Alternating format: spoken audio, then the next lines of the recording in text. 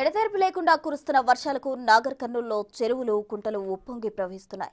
దుందుపి నది నడిగొడ్డు శివార్లోని మరో వాగు వద్ద వరద ఉధృతి ఎక్కువైంది. దీంతో ఇరు ప్రాంతాల వద్ద రాకపోకలు నిలిచిపోయాయి.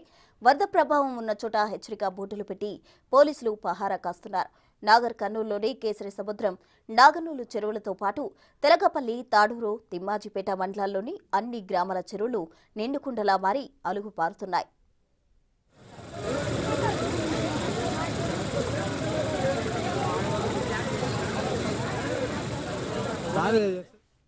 ముఖ్యంగా సముద్రం, నాగనూలు చెరువుల వద్ద వరద ప్రమాద స్థాయిలో ప్రవహిస్తోంది. ఇప్పటికే పొలాల్లోకి నీరు చేరి రైతులకు తీవ్ర నష్టం వాటిల్లే పరిస్థితి ఏర్పడింది.